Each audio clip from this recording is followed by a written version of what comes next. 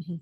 All right. Hey, y'all. Welcome to another episode here on the Empower Working Mom Revolution podcast. I am super excited for this conversation today. We have our guest, Judy Tsuei, here. Hello, Judy. Welcome to the show. Thank you so much for having me. So I was just on you, or you were just on my show, and we had such a great conversation. So I'm really excited to get to continue the conversation today. Same here. Same here. I feel the same way. So, would you like to just do a little quick intros for our listeners to just get to know you a little bit before we dive into your story? Yeah. So my name is Judy Tsuei. I have a company. It was called Wild Hearted Words. It's evolving into Nice Tiger, but I've also moved a lot of things over to my own namesake. So judytsuei.com. And over there, you'll find everything from, the book that I'm working on right now, which is called How to Disappoint Your Parents in 10 Shameless Steps, a modern Asian American guide. And it's not just for Asian Americans. It's for any children of immigrants, anyone who's ever an outcast or just kind of lived life unconventionally from what was expected of them. And it's designed as a prescriptive memoir so that we can take these stories and use the power of storytelling and really reflect and evaluate our own lives and our own, core values and things like that. So there's that.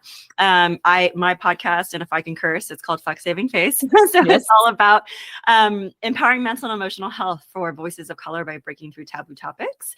And I have been doing branding and marketing and all of that for decades, which always surprises people because I think when they see me, they're like, wait, how old are you? And then, I'm a divorced mom, and I was just, do you ever have that experience where you forget how old you are? Yeah. Or, yeah. So I was like, wait, and then all of a sudden I forgot what grade my daughter was in. And I was like, what? So I was just having one of those moments, but she's not yet 10. So, going through all of the kind of preteen angst that unfolds as a little human continues to grow older. Yes, I love that. I love that. And if you haven't, I know I'm going to kind of put a shout out for you, Judy. She's had this Kickstarter for her book, and I've read one of her sample chapters as supporter. It is amazing. Like, Oh, thank you. I just honestly, I know it's for more beyond the Asian Americans, but as an Asian American, like I totally felt seen. I was like, oh my God, definitely had a moment like that, So like, I appreciate it. Well, and also because the sample chapter that I sent out is very kind of like risque, I would say. And it's about like, sexuality and sexual health and just discovering yourself at an early age or whatnot, but just like all of those things and the shame that comes with it and not being able to talk about it with your parents. And I always think like I'm writing for one specific demographic, but then my designer was helping me lay it all out and make it look nice and stuff. And then he read the chapter, and he's a white man in his 40s. And he was like, I have to tell you, this was really good and super relatable. I remember like it got me to thinking about all these things and whatever. And so I'm so grateful that that is the experience, and that people after they read it are like, wait, where's the rest of it? Like, can I get more? Yeah.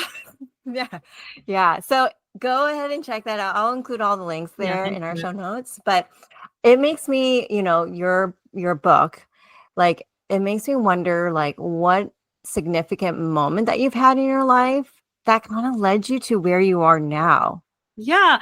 Fascinating. I feel like one of the most pivotal things that happened was really young, where I always I think just naturally my inclination was to be on a stage and performing. I had no shyness about it. I would try out for every school play. I remember that, I wasn't just the teacher's pet, I was the school pet. So like the principal will call me out of class, any class that I was in throughout elementary school, to help her run errands or, give things to teachers and stuff like that. And so I even played like Rosa Parks, who was like historically a Black woman.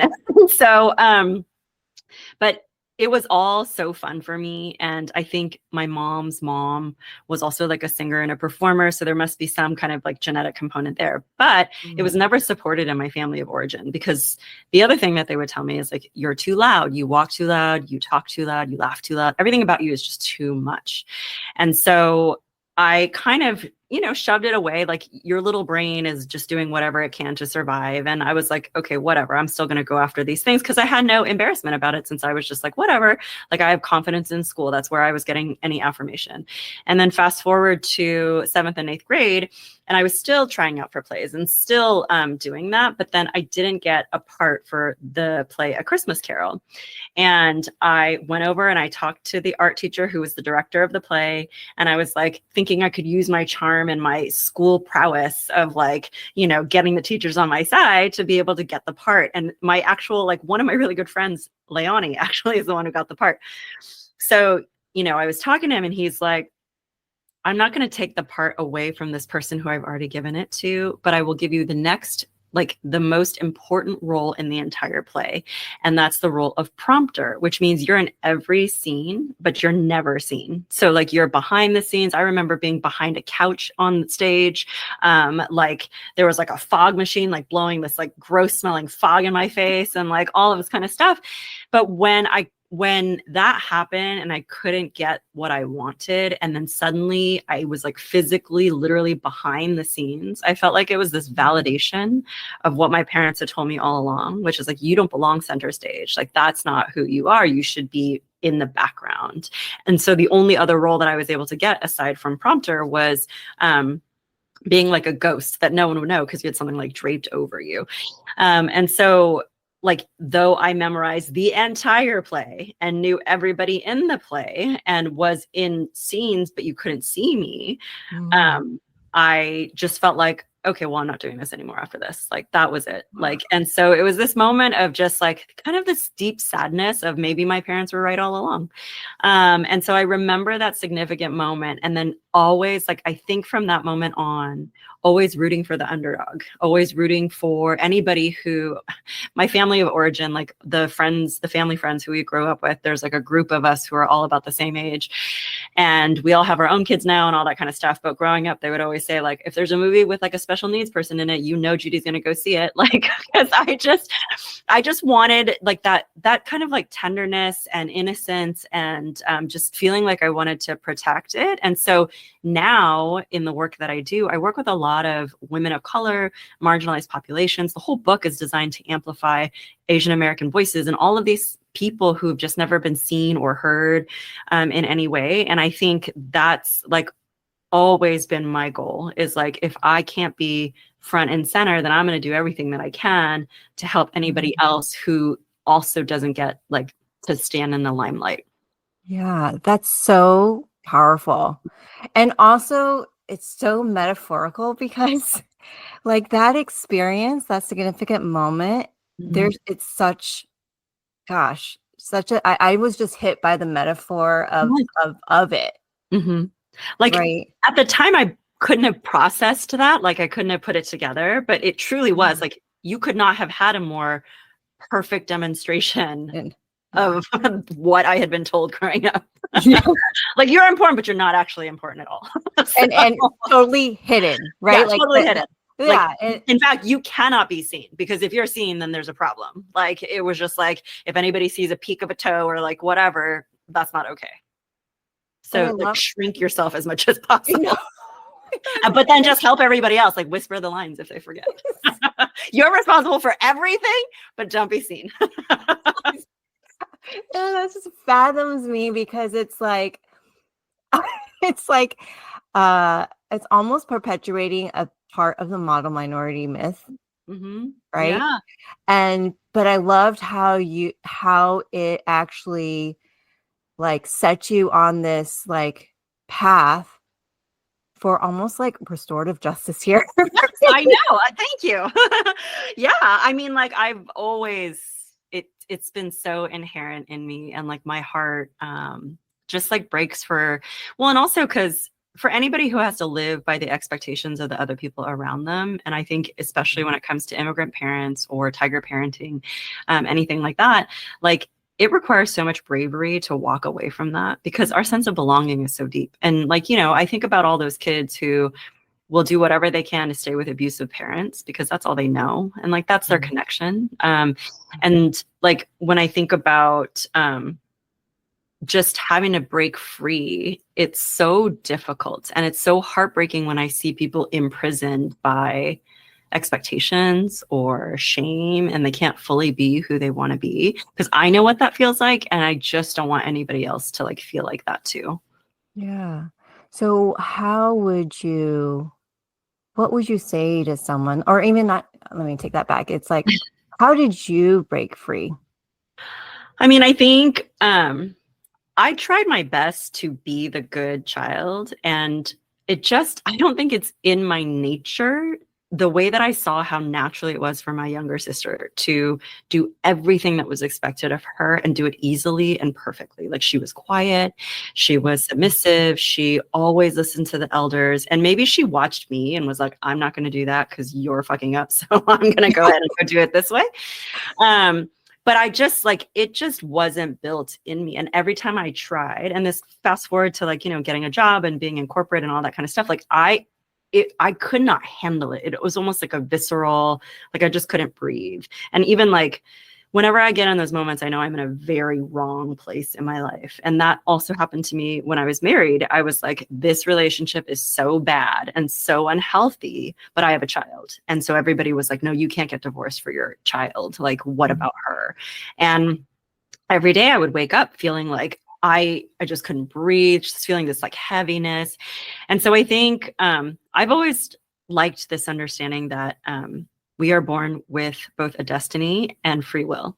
And so in traditional Chinese medicine, as I've learned it, when you're in utero for the first, majority of your life, the first thing that's powering your life is your heart. Like, that's the first thing to develop. And then everything else continues to grow and build from there. The last thing to fully develop is your brain. And so like for the first of your existence, the better part of a year, you are powered by your heart. And then the second that you're born, your brain switches on. And then we forget throughout all of our lives that the head is the servant to the heart as opposed to the other way around. And so I think my sense of that has always been really strong. And so they say, with acupuncture and Chinese medicine, that if you don't have to live your destiny. Just because you have one, it doesn't mean you have to do it. So I think that's where a lot of people like can muscle through like doing things that they don't want to do because it's going to make them money and it's going to do these other things. But if you don't listen to your destiny, the universe will make it known to you. And it will first start as internal symptomology. And that's where stress starts to happen. And like you get sick and, all of these other things. And then if you don't pay attention to that, then it starts to knock on your door of consciousness through external symptomology, through life events starting to happen. And so I think through just like all of these continual signs of, nope, not that, nope, not that, like you can keep trying to do this and you're going to be really miserable. And so I just like, it was almost like I didn't have an option. Like either I was going to suffer throughout my entire life or I was going to try to figure something else out. And so, luckily for me, even when I went into corporate, it was always in this like creative career. So I was always doing marketing and branding and like, that was great. But I don't like people telling me where to be or what time to be there and like to be stuck somewhere. Like time, location, or time freedom and location freedom are very important to me. I'm also an introvert at heart, like deeply introverted. When I lived on Kauai, I lived up in the mountains in this granny flat that was like haunted on this like big acreage piece of land. And like people would like there was no one, like there were no street lights, like you couldn't wave your hand in front of your face. It'd be like completely black. You couldn't even see that. And so there was no one. And I was totally fine. Like so happy, didn't talk to anybody, absolutely fine. And so I think, just the more that we grow and the more opportunities we have to figure ourselves out, the more we figure out like, okay, this works for me or this doesn't work for me. And I think it's a lot of those micro steps because I think for all of us, we are all built with some sort of internal radar, like where we know. And I think sometimes it sounds really woo-woo, like you're going to go, whatever, like you're going to get this like big, like aha moment, like you'll know. I think a lot of times it's like you can walk into a room and know someone, like there's been tension in the room before you got there, or like, so it's not like a big, like out of your realm of understanding. So it just takes a lot of courage to believe in that, because usually the pings that we have, sometimes other people don't understand them, or even the people who love you and care about you don't know how to support you. And so a lot of times it can feel like a very lonely path. And there's nothing so rewarding as being seen and being understood. I think that feels so good for us. And I remember learning somewhere that Carl Sagan, who like studied the stars and everything, he's like, there is nothing so satisfying to the human brain as to know the why behind something. And so I think that's like our constant seeking, is like, we want to know why are we built like this, And so if you don't get that validation, it can be really hard and like really lonely. But in my experience, it's been super worth it. And eventually you do attract people who get it. But it's still like, even today, my partner is a school administrator and I am an entrepreneur. And most of the time we don't cross over in talking about our work, but our work takes up the majority of our lives. So it's like a huge part of our lives that, we don't really connect on and talk about because we don't have that shared space. And so even as you continue to grow and evolve, there will always be learning opportunities there. Yeah. I love there's so many things that you said in there that I was like, oh my gosh, I'm just like wrapping my head around, like just the biology of it, right? Like the biology of it. I don't think I've heard it in that way. Like I kind of knew it, but the fact that like, yeah, the first thing I'm just remembering when I was pregnant, the first thing that you see is the heartbeat. That's what they look for, the doctor. The heartbeat. And it's so interesting connecting the heartbeat to those pings that you experience, because it's absolutely right. Like we forget, and also it's so understandable what you said, that like we all just want to be seen, heard, and belong. It's such a innate human aspect, right? And sometimes it's so easy to ignore the pings for the belonging. Yeah. And there's something that I just learned recently is like, yes, we all want to be seen and heard and belong. However, that feeling of belonging when you're trying to be something that you're not, versus the feeling of belonging when you get to show up as you actually are, and then someone sees you then, that's a completely different feeling of being seen and understood. Like, oh my God, you really get me. Wow. And that I think is what we're seeking. Like this, I think like with the Brene Brown and like the sense of belonging and all that kind of stuff, like, okay, like, yeah, we like, from a cognitive standpoint, we get it. Try to do what we can to get that. And like, for survival's sake, we don't want to feel like we're ousted. But like this, like if you're lucky and like can find that kind of being seen and heard, like the depth is just so much more and the reward is so much deeper. Yeah, I love that, because it kind of reminds me of how you shared about your experience on Kauai, right? Living, I was like, oh, that sounds like a dream to me. I would like to like up in the mountains, away from everyone. I'm like happy place, I would be like that too. But that reminds me of, it's like that sounded like a moment where you just, I have this phrase, like a belonging to yourself. I love that. Yeah. A belonging to yourself. And that that resonates with what you just said. It's like there's a depth to that. Like when you belong to yourself, people naturally see you because you already see yourself. But that takes like a lot of courage.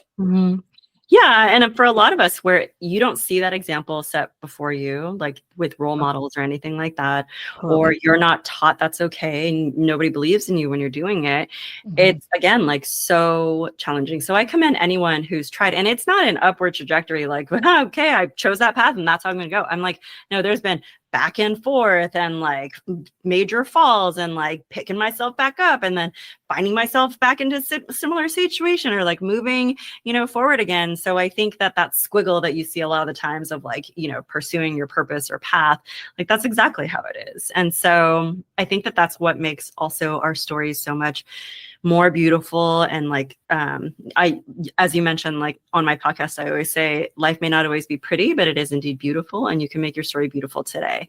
And so I think that, like even just this last couple of days, I discovered that one of my TikTok videos went viral, and it was like the first viral moment I've ever had after posting content for fucking forever. My cursing. No, you all welcome. I was like, I post good content. What is going on? No. And it was about my divorce, and it was about like where I was and like where I am now. And mostly because I want people, like, I think one of your other questions was, is there another significant moment in your life that like kind of like took you back? And that was it. Like, just, I had always promised myself that I would not replicate what my parents did to me. So I would make sure that my daughter had a really good, or any child, whoever the child was going to be, that I was going to create a really great home environment. And so when I discovered that I was in a very unhealthy, emotionally, abusive marriage to an undiagnosed narcissist, which I didn't even know narcissism was a thing until I went to go stay with a friend in the Philippines, who was the first person I told about everything. Like, I brought my daughter. She saw me post something on Facebook. I was living in Taiwan at the time. And she's like, you know what? Sounds like you need to get away. Why don't you bring your daughter, come over, stay with me. I hadn't seen her in a decade. She was my best friend in junior high. We didn't even really like talk to each other. And so I did. And she was like a lifesaver. And so one of the nights that I stayed there and opened up to her, she just looked at me and listened. And she was like, have you ever heard of narcissism before? And I was like, sure, as a term that's like thrown around, like everybody, uses it. And she goes, no, I want you to look it up as like a psychological like disorder kind of thing. And then tomorrow I want you to tell me what you find. Like, go look it up tonight when you go to bed, and tomorrow tell me. And I read it at night, like woke up in the morning, and I was like, what the? And she's like, yeah. She's like, I've known a lot of narcissists. I've helped a lot of people through this. And she's like, now that you know what you're dealing with, because it's so like to the T exact, it's going to help you so much. And truly, that was like it was this moment of, I didn't know this is who I was dealing with. And I felt crazy. I felt like completely gaslit all of the time. Wow. This one woman who I met, who is a very accomplished woman in Silicon Valley, like we became friends at a conference, and then she wanted to interview me for a podcast or something. And she asked before we got on, like, how are things going? And somehow we got on the topic of my marriage. And she said to me point blank, she goes, your body language completely changed, and you look like an abused woman. Like, you just like, and I had no idea. Like, I was so in it that I didn't know that all of these things were unfolding. But then when I started opening up about it, like all of these incredibly accomplished women, you would never guess, like on the surface, that any of this stuff was happening. And they were like, nope, I've been through a relationship like that. I'm married to someone like that, like all of this stuff. And it broke my heart again, because I was like, why isn't anybody talking about this? And then why do these people get away with this behavior? Because one, they've acted like bullies for so long. And so like, you're trying to protect yourself and your children. And two, like, that you just want to set up a life again for you and your child or your children. And you're trying to move as far forward as you can. And it doesn't have, like, you're not trying to get lost in all of this kind of stuff. And so I think, when it comes to just understanding like this pivot, I'm not even sure how we got on this topic. I think the TikTok thing, I was like with authenticity and like being open, but like the transformation that can happen in a short amount of time, like it seems so long when you're going through it, but when you look back. And so I was working out with my trainer today, and I was helping him like build his TikTok account. And I was like, oh, look, this viral just went, or this video just went viral, and he's watching it. And then he's like looking at me, and he said, man, like, do you even see how far you've come? Just like I see it, but like, can you see it? And I want everybody to have a champion like that, like to just have somebody to reflect back to you how far you've come. But that also was a moment where I had to deal with cultural things, societal things of like, this is what people say is a healthy, successful marriage. This is what people say your like child needs. And, my parents stay together when they shouldn't have. So when I opened up and I told my 3 younger siblings that I was thinking of getting divorced, every single one of them was like, yes, get a divorce. Do not do what mom and dad did to us. So that was really like validating, because now they're all adults and they can reflect back. And also, like, again, I hope that people can find those advocates, because I was so wounded and so vulnerable when I was staying in the Philippines that I just couldn't even grasp what I was going to do next. Like, I had been the primary breadwinner, and now all of that money was gone. Like, it was a mess. And then I remember being out to lunch with my friend who's always been like this outspoken, spunky, really smart, amazing person. And she's Korean American. And we were having lunch, and it was me and my daughter and her 2 kids, and then a friend of hers and her daughter. So the friend of hers asked, "What are you doing here? Like, are you on vacation? Whatever." And I was just honest. And I'm like, "I'm actually here trying to figure out like how to get divorced, And she looked at me and then looked at my daughter and then looked back at me and she said, "You can't get divorced. What are you going to do about what's your daughter going to do? That aren't you worried about her?" And I had no words to say. And my friend looked at her friend and said, "Her getting divorced is the best thing she could do for her daughter." And I needed that right then and there, like so much, for someone to advocate. And so I just hope in moments of desperation or in just even making big changes and stuff that you have people around you who can say the words when you need them or remind you, why you're doing this and all of that kind of stuff. Yeah, I love that message, right? Find your advocates and your cheerleaders, Mm-hmm. right? The ones that help you along the way when you feel like I just can't help myself. Mm-hmm. And also for the ones like your trainer, like helping you see how much you've grown and also all the shit you went through, Yeah. right? Yeah. Literally. Totally. So, yeah. And like how has that impacted just you being a mom to your daughter? Because she experienced that, right? Yeah. Yeah. Thankfully I had a friend who's a child therapist and told me, I wish that everybody would reframe what they think a successful relationship is, because success can also mean knowing when to call it. Yeah. And, there are people, like some people even on TikTok, who are like, people get divorced too fast. I was like, no, I can know without a shadow of a doubt that I did every single thing I possibly could have done, short of completely destroying myself, to try to save this situation. So when my daughter comes to me in the future and says, like, "Mom, why'd you get divorced?" or like whatever, and there are talks we've already had, but I can say, you know what, babe, I tried everything that I could, and like this was like the best next step to take. And that she's now surrounded by more people who love her dad since remarried and all that kind of stuff. But the other thing the child therapist said was, because from a younger age, she gets to see 2 different realities. So she gets to see how her dad lives and her mom lives. It helps her young brain understand, wait, if there's 2 different realities, then there's probably more. And so if there's more, then I can figure out what's going to be right for me. And so she said, if you had stayed together in that unhealthy relationship, that would have been the only reality she would have known. She wouldn't have known to like question anything, especially as like a young little person. And so I see that as an opportunity for her. And I fully understand, like, you know what, you're the one who has to go back and forth between these 2 houses. He doesn't have to leave. I don't have to leave. And so that puts a lot of burden on her.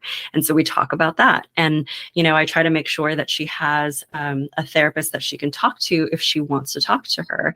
And I also see like how healthy she is and how much she knows how to advocate for herself and for what. And I think because I'm a divorced parent who has to split custody, I've also had to learn earlier than most what that feeling is like of when your child like leaves the nest or when they start growing into teenage years and they don't want to hang out so much anymore.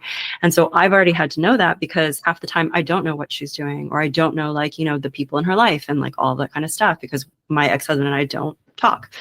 And so it's been a really big lesson of like surrender and like trust. And I think even more so focusing on those life skills so that whatever happens, any situation she finds herself in, she can know what to do in those situations. If I'm not there, if another adult isn't there, like, what is she going to do? So I think it's really created like this empowered sense. And I think in the beginning too, like my daughter and her dad had a close bond from the get-go, but I had severe postpartum depression that didn't ramp up until she was 2. And so it just kept escalating. And especially being in that unhealthy situation, it was just getting so much worse. And so I couldn't find that same sense of connection, and that, he would always prioritize her, and in a very blatant way, like definitely I was like secondary and always last. And so just learning not to take my experience with him and put that on her.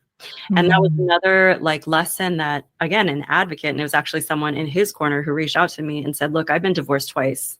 And, you know, both been narcissists or whatever. But like, what I have to tell you is like, whatever you think about your ex-husband, your child is going to interpret as that's what you think about her, because she has an understanding she's half you and half him. And so because she told me that so early on in our divorce process, it helped me know whatever I think about him and whatever I feel about him is my relationship with him. It has nothing to do with their relationship with each other. That's something that they're going to have to figure out and reconcile. So I've done my best not to influence her experience of that, which has required a lot of like growth on my part. Yeah, I'm like, that takes a lot of hard things. Yeah. yeah, A lot of hard things. a lot of hard things, like courage, a lot of surrender, and just trust, because you know, you didn't know what it's gonna be like, Yeah. Yeah. right? Like I mean, that's just like a huge leap of faith, Mm-hmm. honestly, a Yeah. huge leap of faith. And I love how there's so much like your advocates and the people that you were surrounded with, like just created so much intention for you as you navigated Mm-hmm. through the shitty waters. Yes. And, you know, it was always like small little sayings too. They weren't like big, like, you know, I'm going to run to you crying and like all that kind of stuff. It was Yeah. always just these like small little things, or like these gestures that, just giving me the space. And I accepted it from everyone. Like, I'm not a religious person. I'm a spiritual person, but my friend is very religious.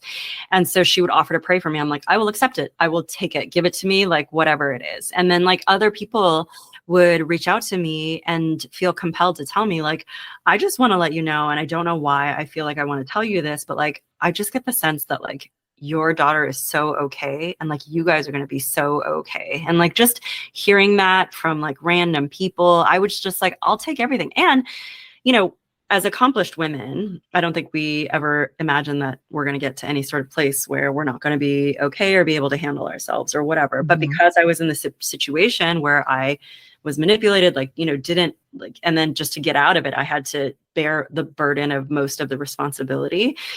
I had nothing when I came back to the States. Like I had $200 and that was like a, you know, like that was it. So I had to figure out, how am I going to get divorced? How am I going to find a place for us to live? How am I going to get like a job and all of these things? And so I've been saying lately, like I ate so much humble pie. I worked whatever jobs I could, Upwork, you know, like taking junior positions, like anything that I could do. I accepted free things from people to furnish our place. Like I'm like, it was so difficult because I was like, I'm a smart person. Like, how did I was making like hundreds of thousands of dollars in my 20s. Like, how did I get here? But it was also a lesson in receiving, and just how many people were cheering me on and like wanted to see me do well. And that like just the amount of kindness that I had, but like it was really hard because I just would often ask myself, like, how did I get here? And just like, what the heck? And to just take those small steps every single day to like move forward a little bit more, a little bit more. I mean, like, I remember one of the jobs that I got, you know, I had to rebuild my credit because it was associated with this person. And she was like, hey, can you charge something on your credit card? It's like $40 or whatever for this event that's like near you, and then we'll pay you back. And I was totally like, sure. But inside I'm like, oh my God, like, no, I cannot. Like, what am I going to do? And I was, again, like, how did I get, like, what? And so there was just so much of rewriting stories in my mind about myself. And like, and then I kept saying like, well, you know, one day I'll be able to help somebody else who's been in this situation. And like one day, like my divorce coach, who I ended up hiring, and was like such a helpful thing because she helped me navigate the legal part of things and the emotional part of things. And I was getting really difficult messages via text and email and all that kind of stuff, like a lot of really nasty stuff. So she helped me be a buffer. She helped me like figure out, you know, what is the actual response you should respond to, because it could always be submitted in a court of law. And so while I was going through this with her, she was saying, one day you're going to help so many people with this. And like, even just her believing of my future before I could see it. I always like to say, like, I'll hold your faith when you can't, and then I'll give it back to you when you can. And so like, that's kind of like how I try to show up for other people. Cause like, yeah, I've been in like the weeds and like the muck. And so I know I've had to have other people carry my faith when I didn't have it. And so I want to be able to do that for other people. Yeah, I love this theme in your life. Honestly, this theme is like, and you just captured it in that phrase, like, how, like, let me hold your faith, and then I'll give it back when you're ready. Like that just seems like such a throughout your story that you've shared today. Just that is what you've lived through and what you're also doing. Right. In fact, now that you said it out loud, I'm like, that'll be the dedication of my book. Oh my gosh, it's so cool. Yeah. And it's such a powerful message. And I'm just like thinking, like, whoever's listening here, like, it will just make someone feel so seen and heard, and that right here you have an advocate already. Yeah. Right? I mean, like I just asked someone today in a Slack channel or whatever. I was like, I'm thinking of creating this like lead magnet. Like, what idea would be useful for you? And they're like, I want to see your story. Like, I want to see how you got to where you are now. And so for anybody who's like doubting that they can get there. So I moved back from Taiwan with my daughter under 6 years ago. I would say she's 5 years ago.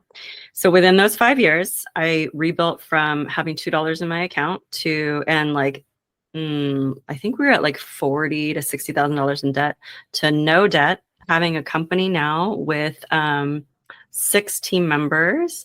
And, like, I've been able to invest in 2 companies.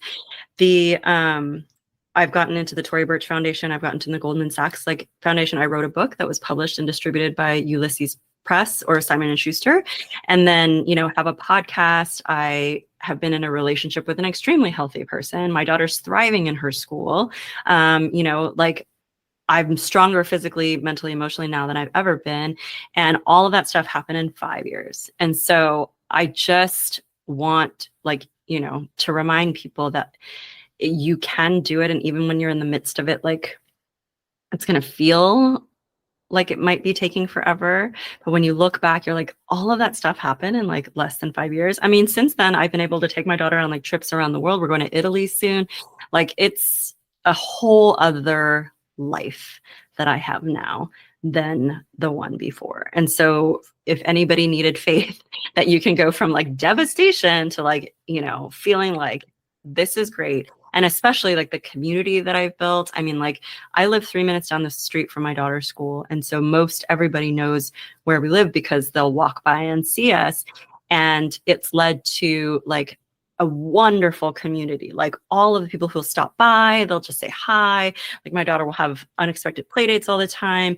I've been able to help out other working moms. Like, it's just so great. And so I think I could not have believed that any of this was possible. I will also say, having been in that marriage, it really, one of the things that I said on that TikTok video was what that person did for me, my ex-husband, is shine a spotlight on all of the areas of my life that I needed to heal. And so he shortcutted my path because he knew exactly what to say and what wounds I had to be able to use those against me. So when I looked at all of the ways in which I felt hurt by him and like the topics and the themes that he would repeatedly use, I'm like, got it.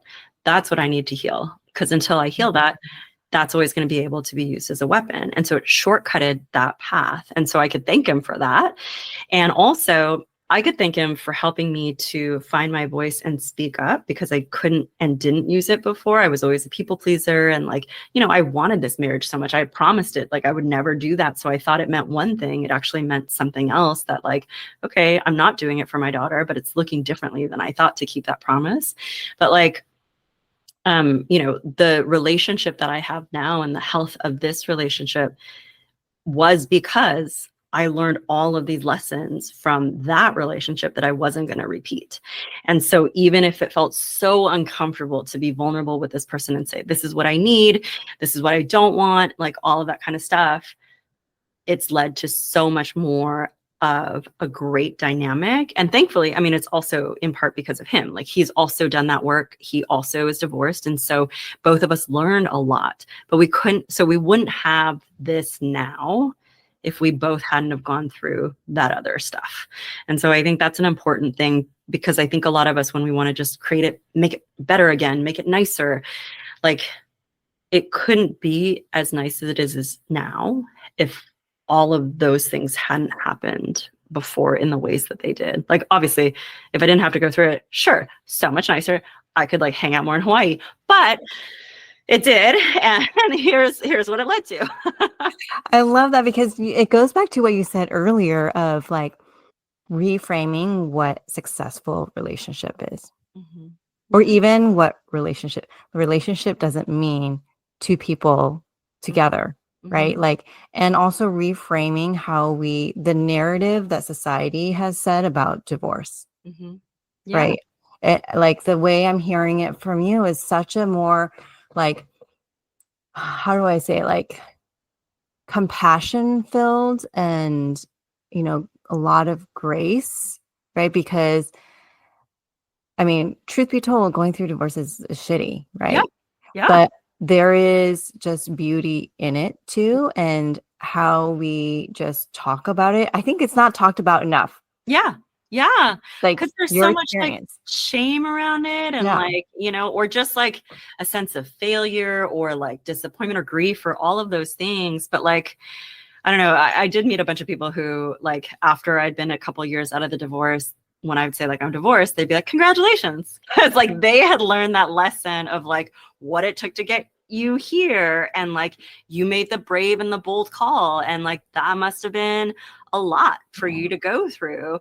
And so yeah, I think that reframing that is really important. And like, just, I mean, I feel like in the end it's all going to be about like the perspective that you bring to it, and that will help. And I think, as even like you said, any kind of relationship too, like I'm an entrepreneur and I'm evolving my business into a different brand. And I thought I was going to look one way, but now it's looking a different way, which involves two other people. And so that's also a relationship that I am navigating and like figuring out how to be there. So I think it's never going to end. Like we're all going to, but we can at least even in that situation too, I can speak up and be more honest and be like, oh, this is what I thought it was going to be, and be able to have those conversations, as opposed to just being like, I'm just going to play nice because I care about harmony, because I'm, grew up thinking like the harmony is the most important thing.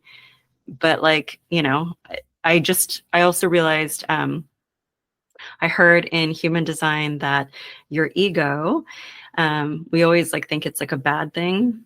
But this woman, Jenna Zoe, she was saying, you were born with an ego that was perfectly designed for you and your gift, which means that as you pursue your gift and this ego comes up and says, I can't do that, like, I don't know, whatever, it was perfectly designed to create the doubt or the challenges for you to get stronger in your gift, because your gift needs this conflict to scratch against to become even more brilliant. Whereas if you just had light and nothing else, it's like, okay, fine, like whatever. But the gift becomes even greater when you have this thing to work against. And so I loved seeing the ego in that way, and seeing like you need that like harsh bit or the conflict or whatever the challenge is in order to demonstrate and to prove to yourself like this gift is more meaningful, and to think like your ego is designed for you and your gift. It's working for you and this. And I was like, oh, that's such a great way to look at it, as opposed to like, just shh, please be quiet.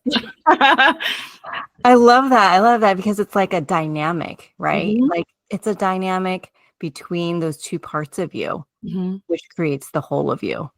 Right. Yes. And I love how that like ties back into how you said just earlier, like the going through that divorce, it fast tracked your own growth in belonging to yourself. Yeah. And I can't, I mean, looking at your own shit is not fun and No. it's hard. But, Yeah. like, but that is such a gift for Mhm. you, but also for your daughter, because I mean, I can only imagine that, how you're raising her is so much powerful or just different than if it was, a different scenario, right? Like, Yeah, and I'll give you one other example. So recently, I FaceTimed her at her dad's house, and this alarm was going off. And she said, "Dad, your alarm's going off." And then she walked over to it. She's like, "Oh, it's not yours, it's mom's." And then I was just like, "Okay." And like we just continued talking, and like we hung up the phone. And like there had already been other instances prior to that where I'd already known like what, like how their dynamic was and what naming they were using. But I sat back and I was like, okay, well, I've grieved different parts of this. Now she's just using the moniker mom. Like, what do I think about it? How do I feel about it? Like, all these things. Do I even talk about it? And so I actually put it on Facebook and I asked my friends, and I got responses ranging from I would cut a bitch to like, oh, that's so great that she has like, people who like love her and like all that kind of stuff. So the whole gamut. A lot of empathy, but then I was like, okay, so I've grown up, and I've grown up since the experience of my marriage, where it used to be if I got a message from him, I would like almost start hyperventilating because I was just dealing with so much trauma around it, to, oh, okay, like I'm going to call him and not text and not send a message through the portal that we use as co-parents and like all that kind of stuff. I'm going to call him. So I sent a text and I was like, "Do you have a few minutes to chat about Wilder, about my daughter, or our daughter?" And he's like, "Do you want to chat?" Well, actually, he said, "Do you have a few minutes to chat?" And he was like, "Are you asking Wilder? Or are you asking me?" I'm like, "You." So we got on the phone, and I was like, "Hey, this thing happened recently, and I'm just curious. I want to know how this unfolded." And his immediate response was, "You're the mom. No one's trying to take your place." I was like, "I'm not worried about that. That's not, like my concern. I'm just curious as to how this name came about." So he kind of told me like how it came about. And I was like, "Look, I don't have an answer of what I want to be done, if anything, but I just needed more information around it. And I'm going to tell you that I don't have my partner, I don't have her call him dad because she has a dad. And so like, just demonstrating on the flip side of the coin, here's where we are." So after that, I still thought about it. Like, do I want to even bring this up with her? Will this scar her for life? Like if I, like I don't say the right things, because we all have those experiences too. Someone said something, whether intentionally or not, and you're like carrying that around for life, whether it's a story or not. Yeah. So I finally decided, like, you know what, it is weighing on, like, there's like an energy around it, but again, I still don't have the answers. So what I did was I had my neighbor here who's also a divorced mom. We were talking and we kind of talked about like, isn't it so great that like, because her ex-husband's also remarried and my daughter knows her boys, and that our exes are remarried, and like there's so many more people to love our kids who we love so much. And then I tried to start asking her questions. I could see she was like a little bit evading it, like because she was not like 100% comfortable talking about it. But then I asked her to sit down with me and I'm like, "Babe, can I talk to you about something? Like, I don't know exactly what to say. And I actually don't know what I want this conversation to be. But I'm just going to share with you that I noticed this happened. And I wanted to just hear more from you. Like, how does it feel? Like, what is it? And just kind of like having a conversation around it." So she ended up not like still a little hesitant, but then she opened up and then started crying. And I haven't seen her cry like that in a long time. And her crying was grief. And she just was telling me, "Mom, I still wish that we were a family. And I know it's never going to happen. And I know that you and dad are so much, happier like the way it is now, but I still miss it. And it used to be really hard and now it's easier, but I still think about it." And so she went upstairs and got this like little painting she had made of what I thought was like me and my partner and her. But she's like, "This is what I wanted." And this is still sometimes what I want. And I just held her as she cried and like, just was like, I hear you, babe. That's so hard. And just kept trying to reassure her, like, it doesn't matter like what you call anybody. I'm just so happy you have people who love you and always be here and like all that kind of stuff. And then I said, after she was done, you could see the relief in her. Like she looked so relieved and then was like, Mom, I feel so much better. Mom, I feel so much better. And just kept repeating it. And then she even said, Mom, like I haven't even told the therapist about this. And I had known that because the therapist and I had both understood that she kind of was like still doing surface level conversations with the therapist and stuff. And I asked her, like, do you want to go schedule another session and you could talk to her about it? She's like, yeah, that would be really great. And so in the end, like, again, still didn't walk away with like any more, like, I didn't ask her to do anything, but I just wanted to like go there with her in terms of giving her a space to deal and talk about this. And I had no idea she was carrying that around, like, and so like, I think just there will always be more things for us to deal with. But I think if we can approach it with that sense of like, I could see she felt like what you were talking about before of like coming back to herself, like feeling more able to be who she is and who she wanted because she was able to express that. Like, yeah, that's, great and amazing. So yeah. Oh my gosh. I was like, oh my God, what a beautiful moment. Honestly, like that is like, because I see so much parallels in your own journey and just that experience you had with your daughter. Yeah. Because you've allowed yourself to go to those places where it's like, it's hard to go to those places and you don't know what you want, but you still go there and address those wounded places, right? And to have that experience with your daughter, to be able to sit there with her while she went into that place. Yeah. I mean, how right? like I wish I think that's why when I used to do Reiki, I could see people just so happy because when else in your adult life do you get to be in a space with someone else where you're not naked, like when you're in a massage or like anything like that, you're fully clothed. People don't even have to like actually like put their hands like on your body. They can like hover them over your body or whatever. You don't have to do anything. You can just be, and someone else is in the room with you holding space for you to just be, like not saying anything. I'm like, when else do you ever get that chance? And we don't usually as adults. Like, so I think, yeah, like at least that'll be imprinted. One of my friends told me later, she was just like, yeah, I never would have broached that conversation because I would have been worried about the scarring part of it. And I was like, oh, for sure. I was so worried. And I thought, well, if it is, at least we can talk about it.